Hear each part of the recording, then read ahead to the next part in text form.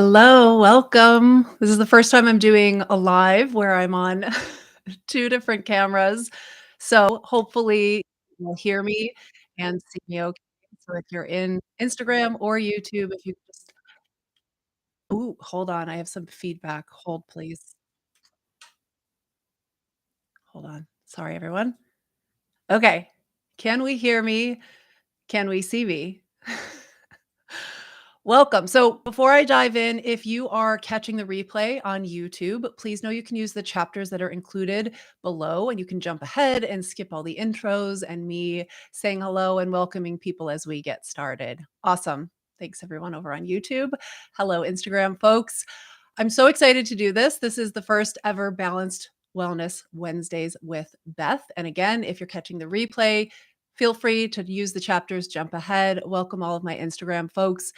If you're on here live with me and you do have to jet early, please know if you want to catch the full and complete replay, including everything that we cover, you'll be able to find it over on my YouTube channel, Balanced Wellness with Beth. And if you're on Instagram, there's links there for you to find that. If you are new to me and my world or aren't familiar with who I am or why the heck you're following me and how you ended up here, my name is Beth. I am a certified functional nutritionist. I hold a certification in nutritional psychology. And as a coach, I work to help my clients navigate their nutrition, their health, and their fitness, their mindset and behavior changes around all of those things with compassion, with grace, and hopefully with a whole lot of ease. I'm so excited to kick off this series, as I mentioned, where I just want an opportunity to connect with all of you, connect with the community that I've cultivated over these last however many years I've been doing this work, to offer an opportunity to learn, to grow, and just to dig deeper into all things nutrition and fitness.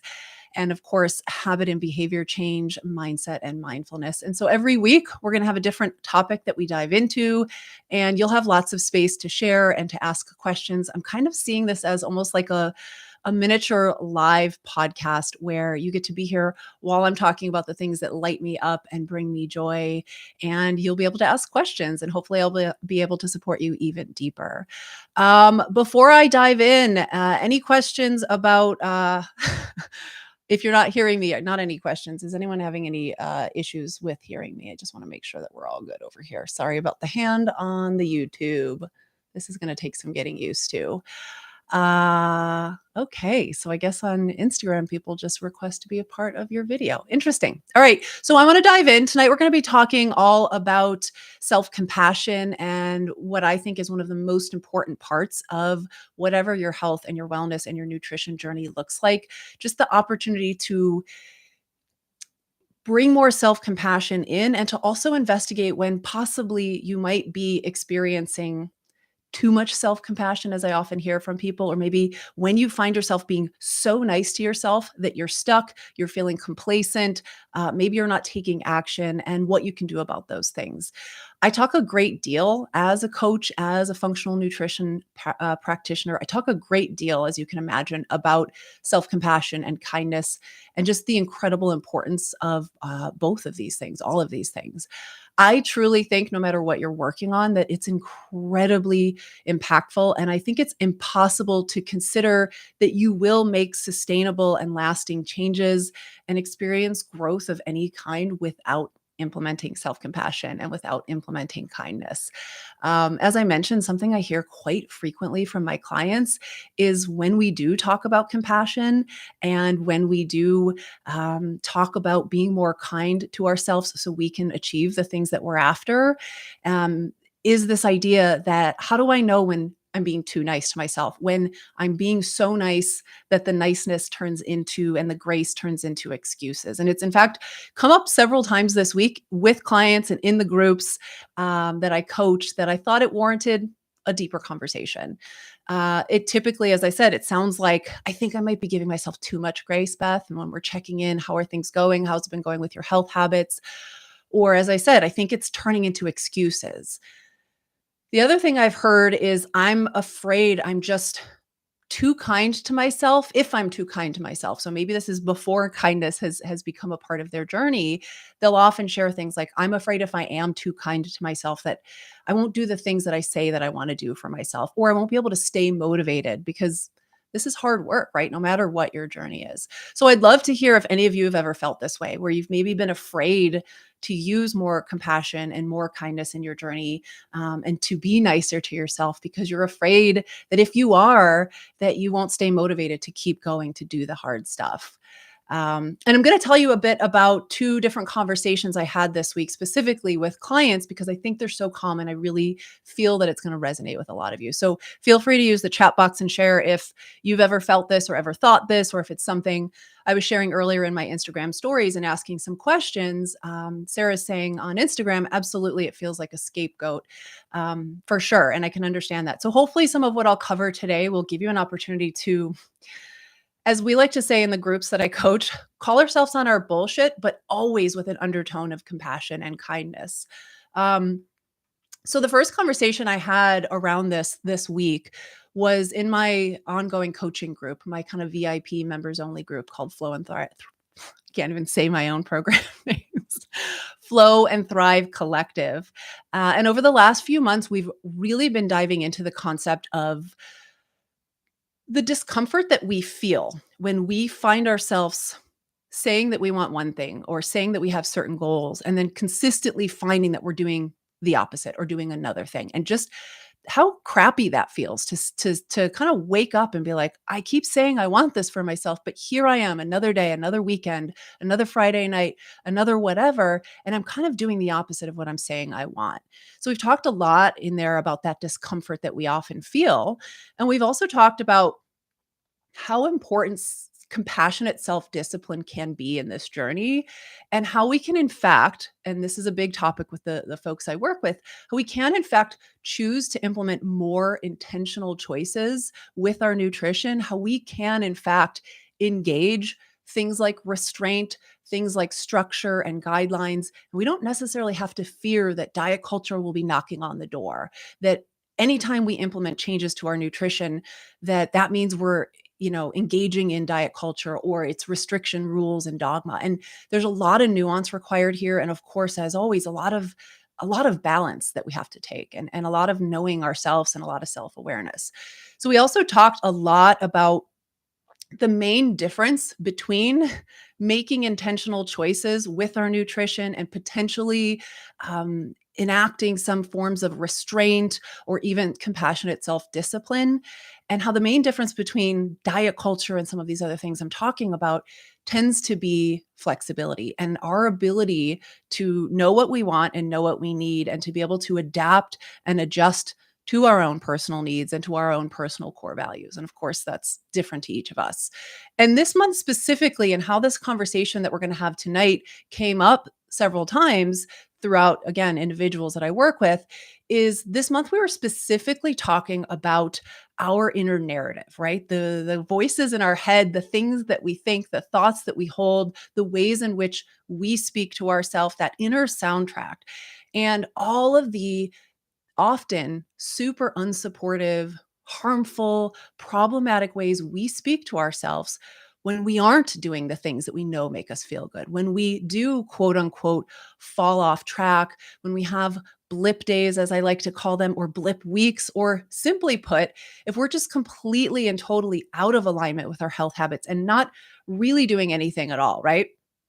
What is that inner narrative and how does it typically show up for you? And maybe it's just how we speak to ourselves when we find that we're so stuck that we're not doing really anything. We're not making any progress at all because we can't even get started. And a lot of times that inner dialogue, Shoshana said, inner narrative is a team too much for me. Um, is a team too much for me? Interesting. Can you tell me more about that? I'd love to hear what you mean there. Just how a lot of times when we're not even getting started for whatever reason, the things that we're saying to and about ourselves are just downright mean and nasty.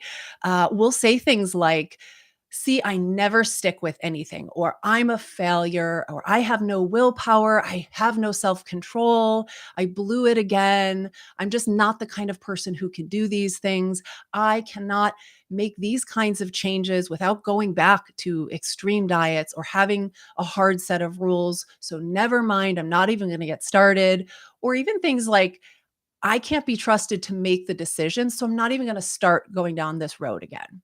Um, Shoshana said, I'm horribly hard on myself. Yeah, definitely. I've been there, and I know you're not alone in that. So maybe if you take a moment, if you are live with me and or catching the replay, if you'd feel comfortable sharing maybe some of the worst things, some of these inner narrative thoughts, or some of that dialogue, that soundtrack that you often use when you're falling off track, or when you are not even getting started for whatever reason. And so in this discussion, we were discussing the ways we might start to work to shift this inner narrative soundtrack, to be more compassionate, to be more kind, and to be more supportive.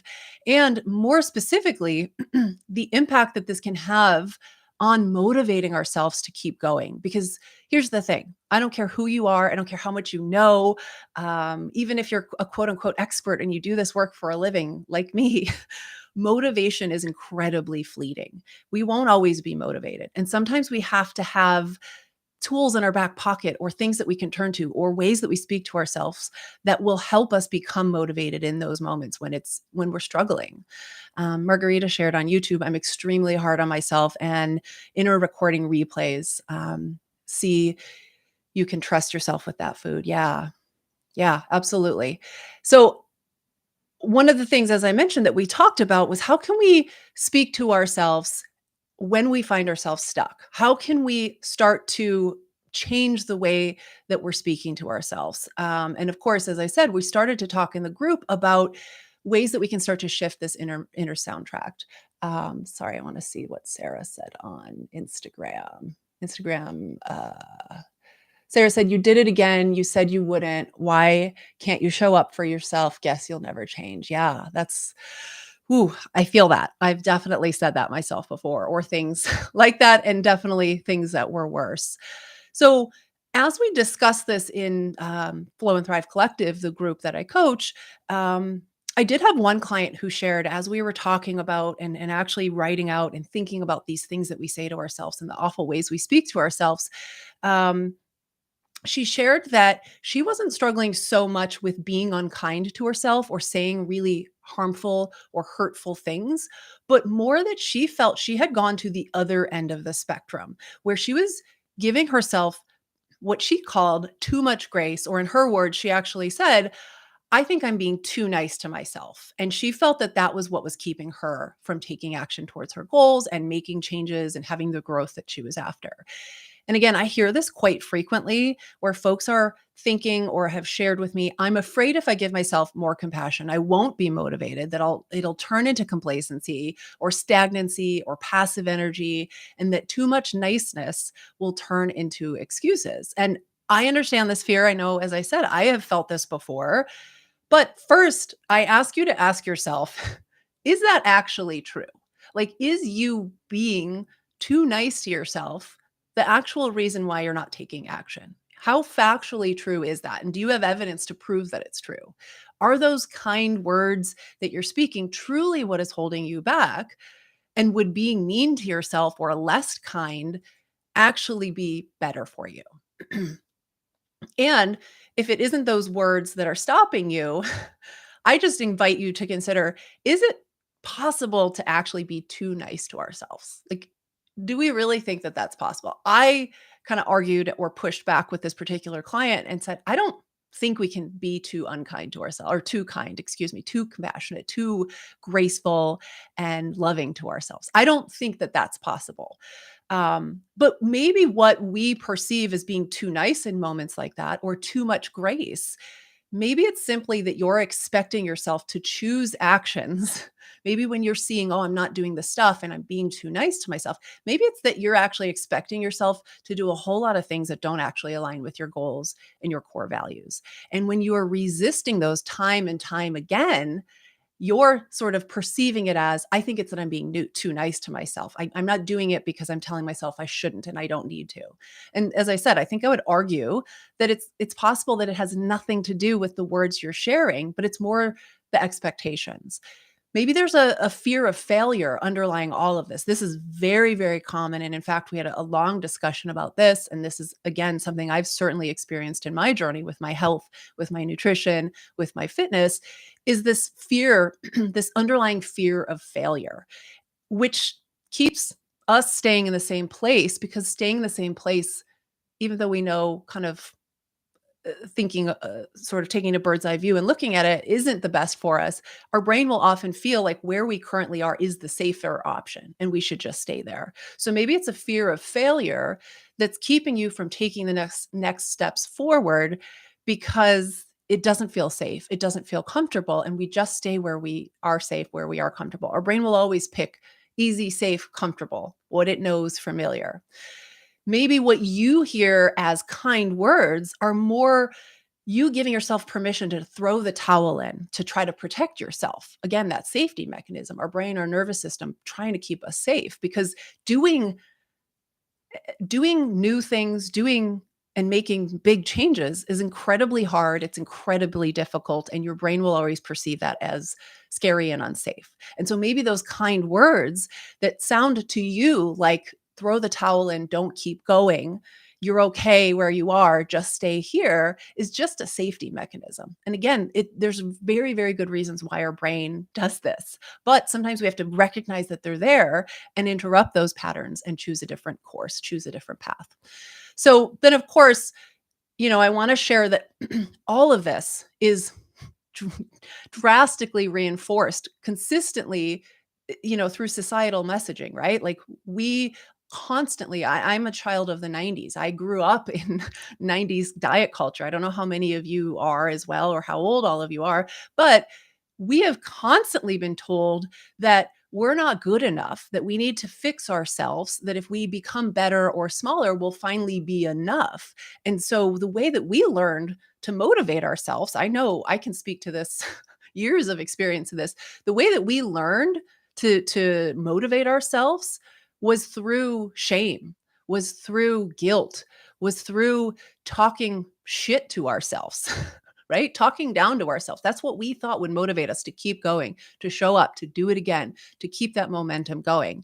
And the fact of the matter is if it worked, we wouldn't continuously have to start over and stop again and start over. It doesn't work.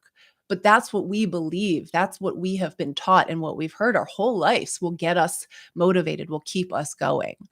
So most of us, we learned this through toxic diet culture, right? That messaging and that culture that tells us we're not good enough.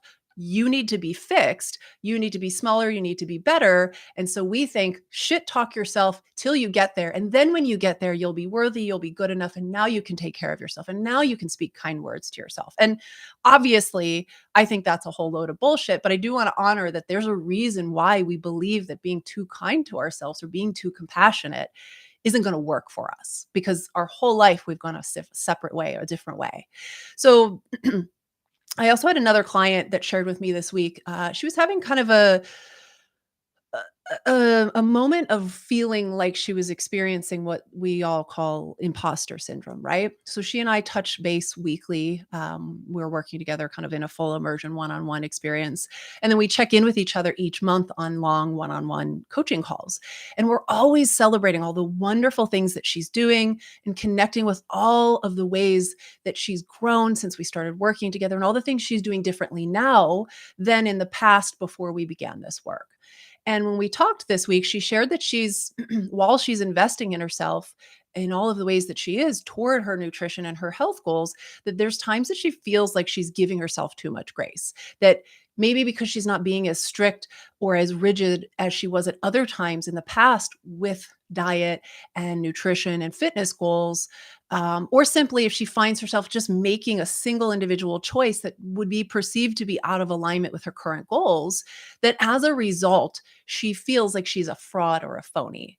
And ooh, it was like a gut punch when she shared that, because again, I've certainly felt that. And again, it's something I've heard echoed with other clients I've worked with. And basically she shared that she says that when she's wanting certain things for herself, she fears that if she gives herself too much space to be more flexible, or when she looks at these individual choices, that clearly those all prove that she isn't that person that she's working to be, or that she's investing in herself to become, or that she sometimes believes who she already is, which for her feels like reinforcement that she shouldn't continue to be kind to herself.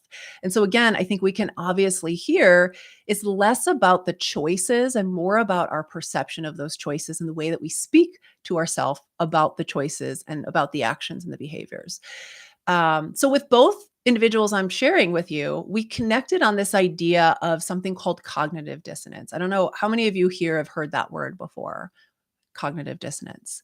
I'll of course tell you what it is in just a moment, but we connect on the concept that possibly the root cause of this discomfort that they're sharing with me that they're feeling is this cognitive dissonance, and not that there's too much compassion and not that there's too much grace or that any one single choice meant that they were truly a fraud or that imposter syndrome was, valid, right? So what is cognitive dissonance? Again, I don't know if any of you have ever heard that term before, but it's essentially it's the description of the psychological discomfort that we feel when our beliefs, or to kind of put it in the context of this work that I do, the values that we say that we hold about our health, about our wellness, our well-being, our nutrition, however you want to put it, or really even more simplified, the things that matter to us. That cognitive dissonance is the discomfort we feel when those things that we say matter to us and the things that we're doing, so our actual behaviors, when they're not aligned. So essentially, it's the feeling of being out of sync with ourselves. I think everybody here has had, I know I have had those moments, right?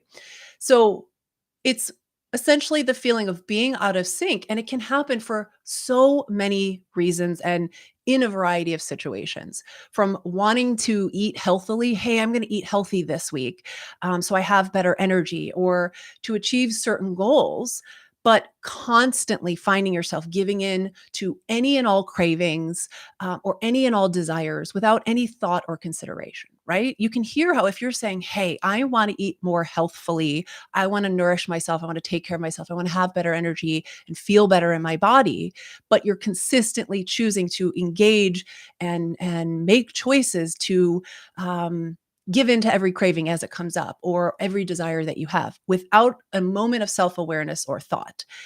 That discomfort that you feel in those moments, that is what is described as cognitive dissonance. That is that discomfort, right? It's giving in without any consideration, thought, or intentionality. And that's just one example, right? Like that's not the only way that cognitive dissonance shows up. It can show up in every domain of life outside of what we're talking about. It could be saying, I want to get stronger, or I want to be more fit this year, or I hate this word, but I'm going to be more toned, but never actually engaging in any sort of strength training.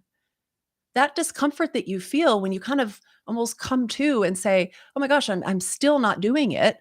That discomfort isn't that you're not doing the thing, not lifting weights on a Tuesday. It's not eating the cookie when you have the craving. That's not the problem. And that's not what's creating the sense of guilt. It's that the actions you're taking do not align with the things that you know matter to you, the things that you value.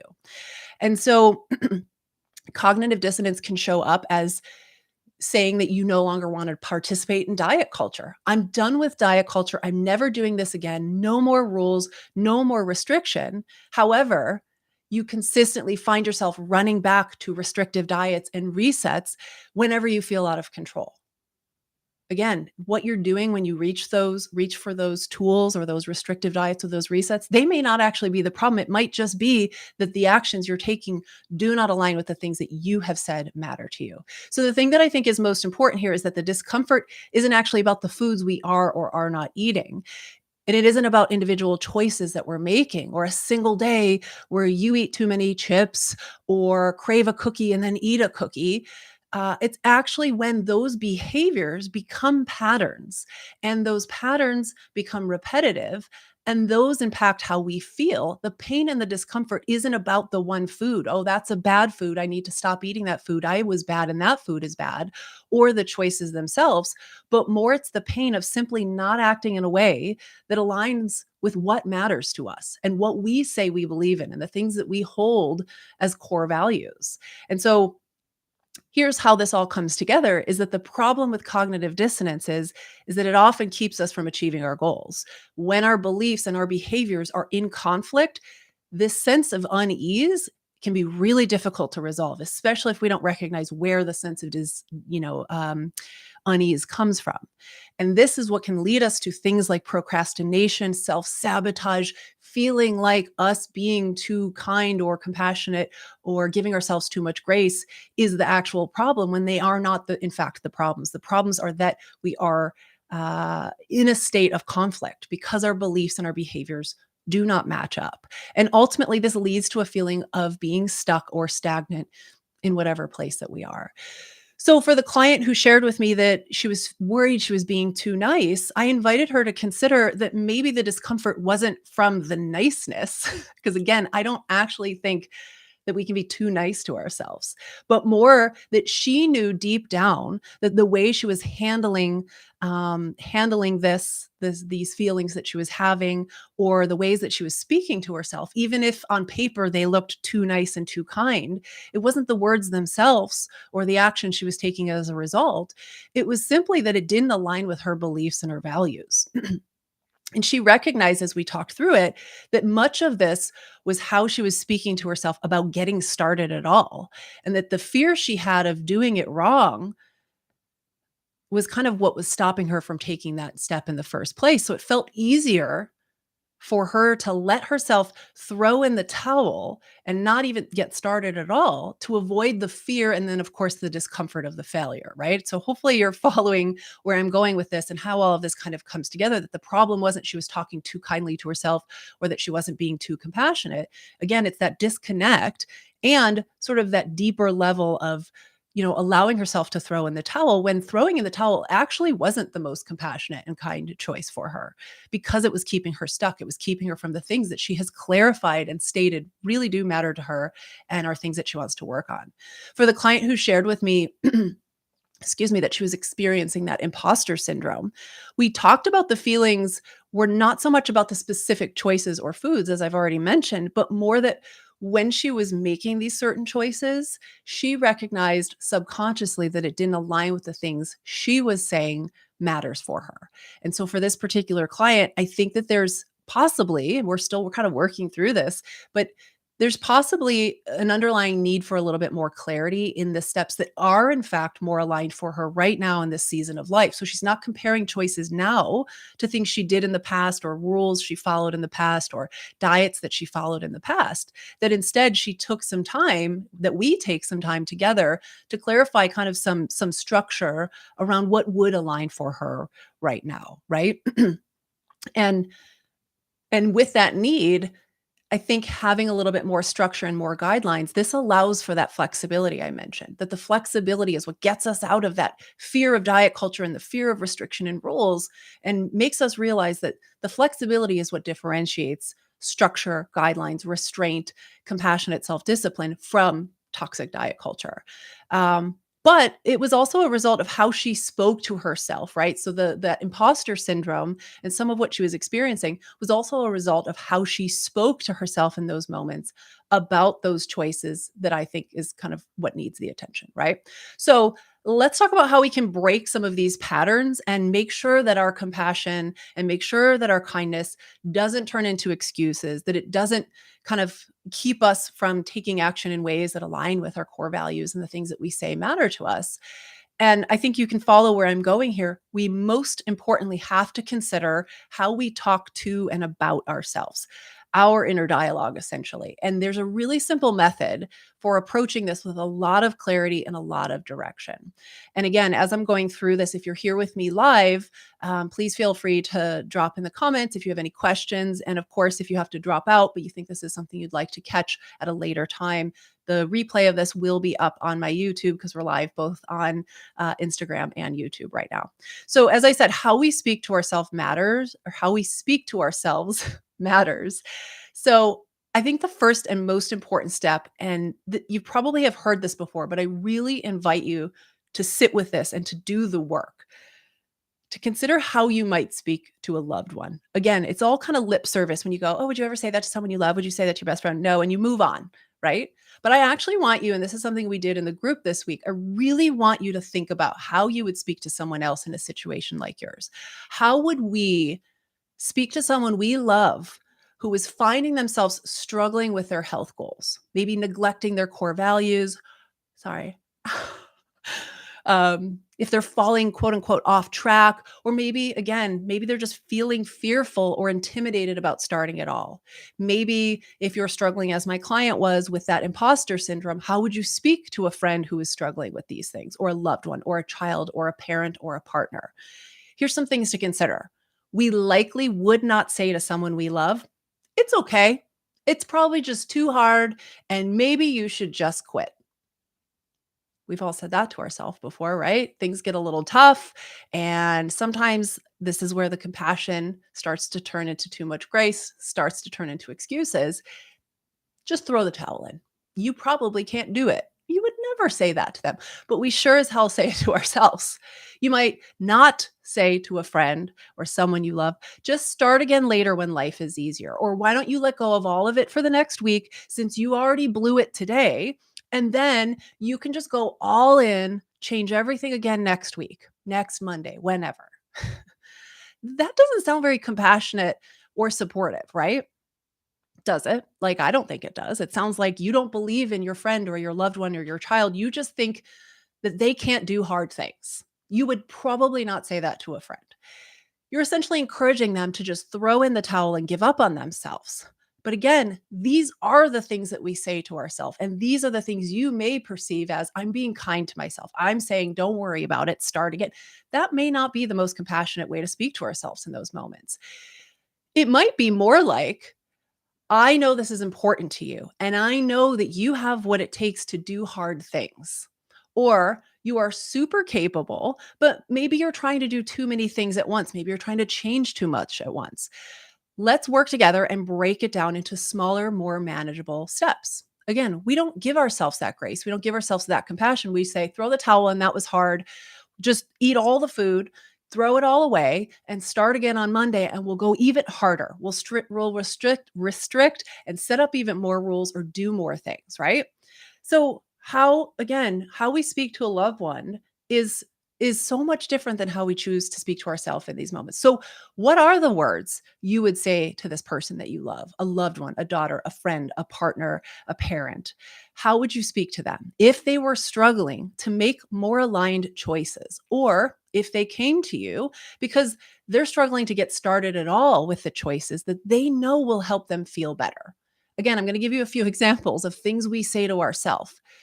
And I'm sure you would not say to a friend, you wouldn't say, "You're weak. You are a failure. You are really the type of person who just starts things and never finishes them. You really screwed it up this time. What were you thinking?" You also wouldn't say, "Hey, since you're already off track, just go ahead and quit because it's not worth the hard work. You're not worth the hard work. It's probably just too hard for you. That was a really rough choice, a really bad choice. You weren't really good last night at the restaurant, so you might as well just keep screwing off all the way for the rest of the week, and then you can start again like next Monday or next month." Again, if your friend who you love came to you for support, you wouldn't say those things, but those are the ways we speak to ourselves in these moments.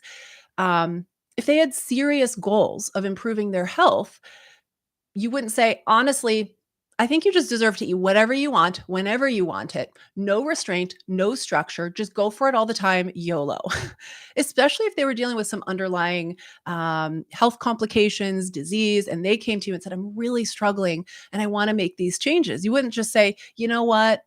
Life is really hard. You went through a lot of hard stuff. So just eat whatever you want, whenever you want, no restraint, no structure, go for it." Again, maybe you would, and maybe sometimes that's the choice, but I would be willing to bet if you truly loved someone and they were looking for your support and your encouragement and your voice of reason, the ways that you would speak to them are so different. You wouldn't say, "You can't be trusted to make intentional choices with your nutrition and not end up in a restrictive diet again. So who do you think you are?" Hopefully, let's kind of shift gears a little, but hopefully, if you're speaking to someone you love who's important to you and matters to you, you might say things like, "This is going to be really hard, but you can do hard things. I believe in you.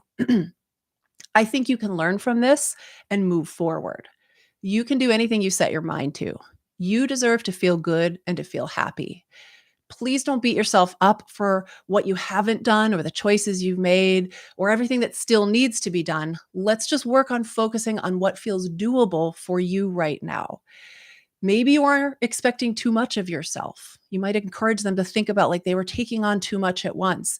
So, what might be a small, manageable first step that is so hard for you to miss?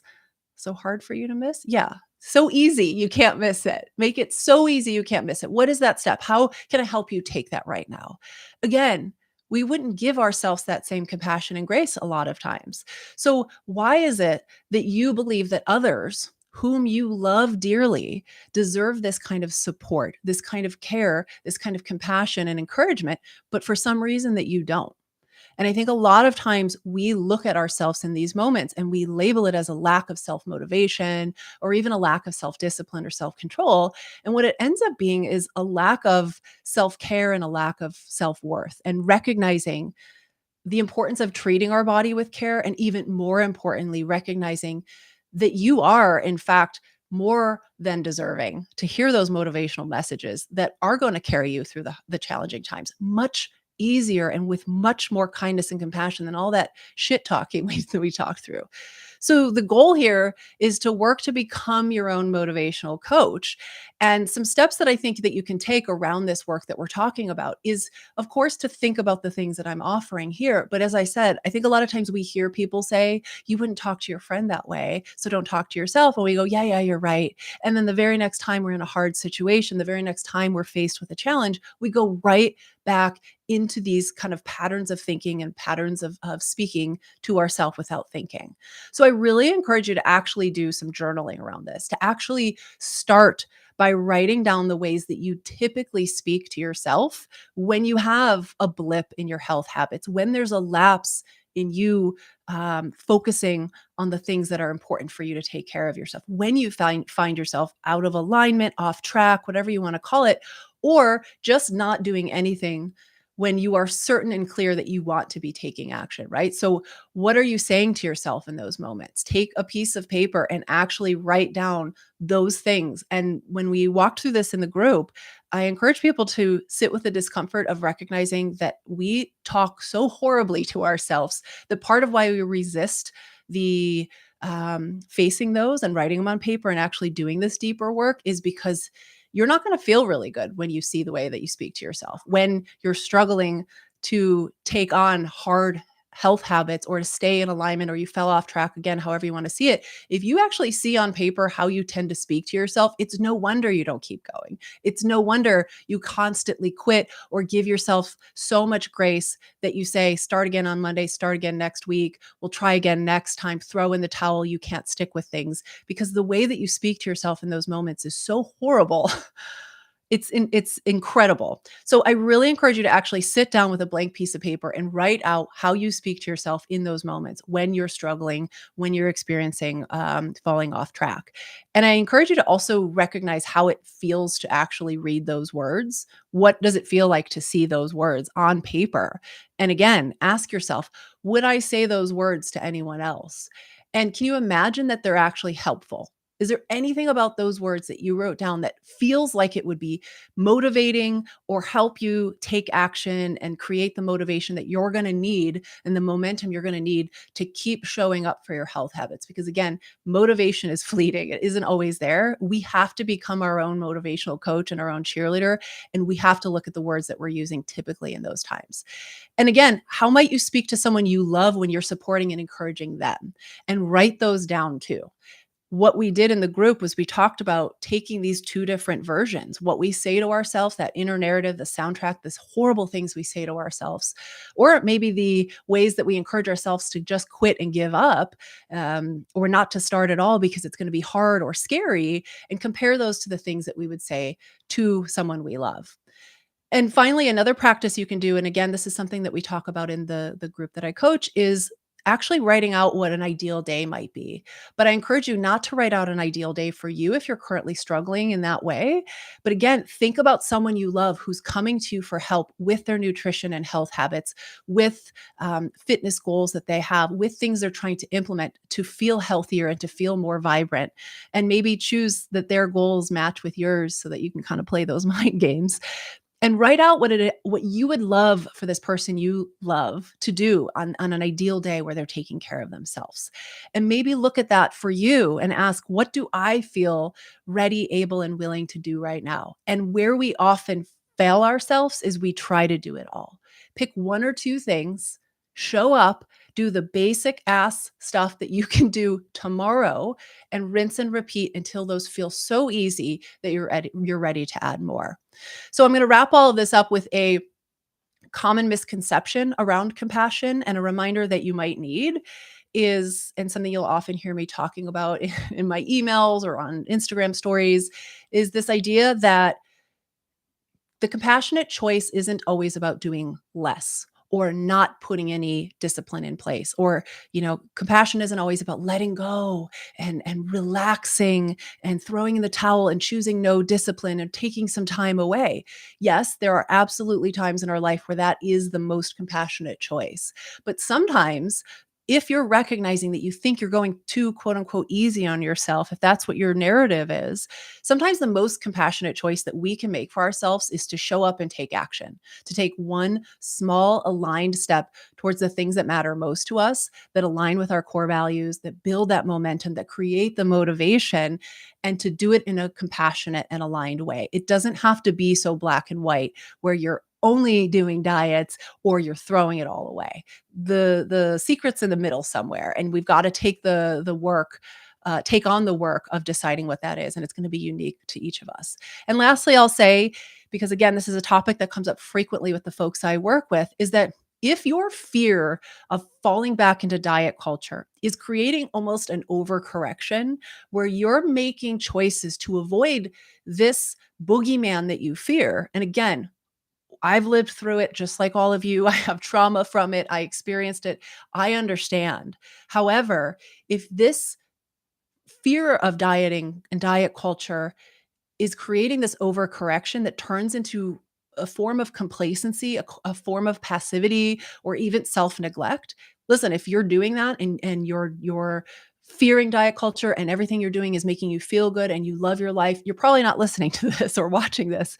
However, if you're noticing that fear is kind of leading to you feeling complacent, feeling afraid to take action, feeling this passivity or self-neglect, then the work for you might be to redirect your energy away from things that are outside of you, that anger and the fear that you have that might be impacting your ability to properly care for yourself, to instead think about places within you that need your loving care and compassion. And what are the types of habits and choices that support that person who needs your attention and needs your compassion and needs your love? Do you know that they deserve to feel good? And do you know that you can trust yourself to make decisions that align with that? And you don't have to fall back into diet culture. It doesn't, again, have to be this black and white thing. Before I get to questions and answer any or take questions or thoughts, I just want to share a few resources for you that I have available if you are looking for more support. I have Empowered Nourishment, which is my self-led nutrition foundations program that is based on my signature methods that I use in the Trust and Thrive Academy and with all of my one-on-one nutrition clients. You get instant access to everything from foundational nutrition, including what to eat, how much to eat, when to eat for you. It's not a set of rules. Support for digestion and gut health, blood sugar balance, stress management, habit and behavior change, mindset work, emotional eating, and more. There are 9 modules of learning and over 20 incredible resources and guides for you to support you in your journey. Also, the Trust and Thrive Academy is my small group coaching program. It opens up again in the fall where we have 8 weeks together in a fully immersive small community. So I am taking waitlist spots for that now. And lastly, I obviously do one-on-one coaching and I am accepting new clients to start in late July. So check out the links in my bio or in the notes of the YouTube if you're watching the replay of this, and there's links for all of those things.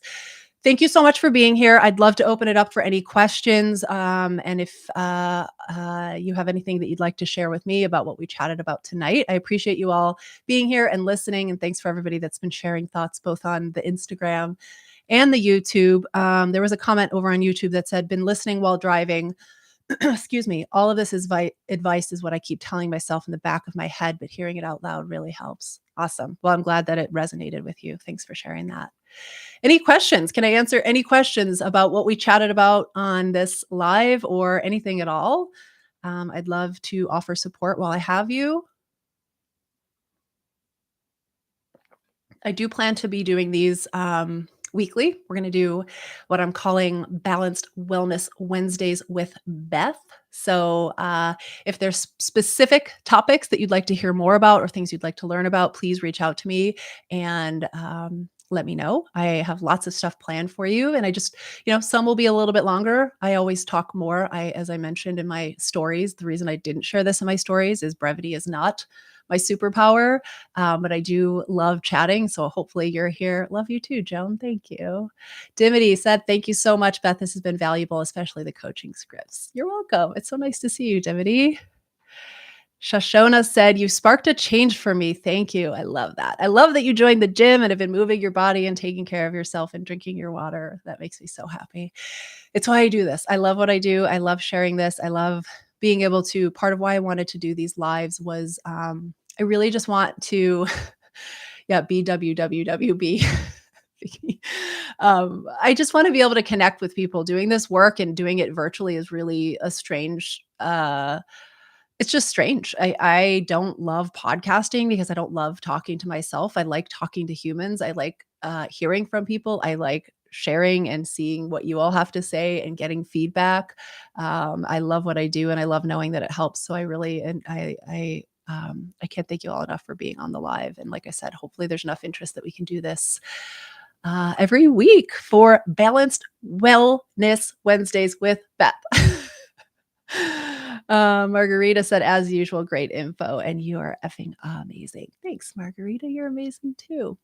Can I answer any questions, or does anyone want to drop some requests for next week? Things you'd like to learn, things you'd like to chat about?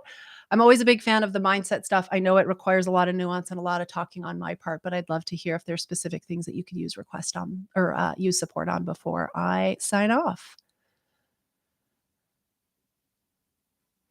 It's weird being in two places at once, so I apologize. Hopefully I didn't miss any comments or any feedback or questions. All right. If there's no questions, I will see you all hopefully next Wednesday. We'll do this again. I'd love to connect with all of you. Thank you so much again for being here. And again, if you would like to catch the replay, if you're like, what are you talking about? Over 50 strength training ideas. Love that. Here for it. I am currently finishing my certification to be a certified personal trainer. And so I'm learning all the things that I'm doing myself. And now I get to learn them even deeper so I can teach them. So I love that. That's a great idea.